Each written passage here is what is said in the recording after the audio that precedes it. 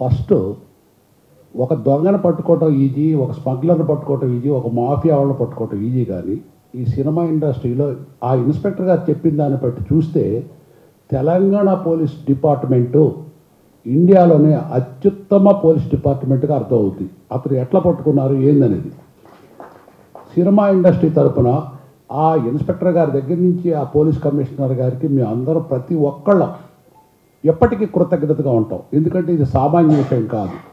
ఇకపోతే అసలు విషయం, నేను ఇప్పుడు మాట్లాడేది ఒక 50 ఏళ్ల సినిమా ఇండస్ట్రీలో అనుభవం ఉండి మాట్లాడుతున్నాను. అసలు ఒక మనిషి హోటల్కి వెళ్ళి భోజనం చేస్తే 100 తీసుకోవచ్చు, 200 తీసుకోవచ్చు, 1000 తీసుకోవచ్చు, 10,000 ఎవరు తీసుకోలేరు, వాళ్ళు తినలేరు.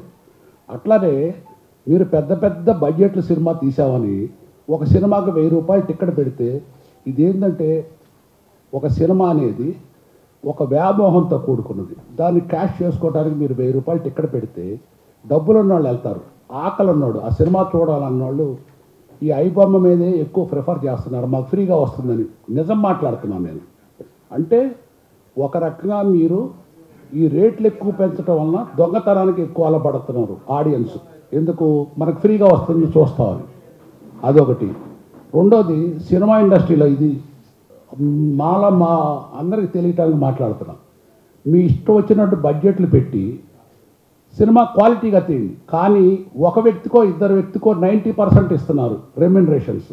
అది ఆ బడ్డలు మొత్తం వెళ్ళి ఆడియన్స్ మీద పడిపోతుంది. అది కూడా 1, 2, 3 లేకపోతే ఒక 10 సినిమాలు సంవత్సరానికి రిలీజ్ అవుతున్నాయి. వీటి వలన 90% పిక్చర్స్ సఫర్ అవుతున్నాయి చిన్న సినిమాలు. ఎందుకంటే అది కలర్ఫుల్గా ఉంటుంది కాబట్టి ఎక్కువ దాన్ని ప్రిఫర్ చేస్తారు.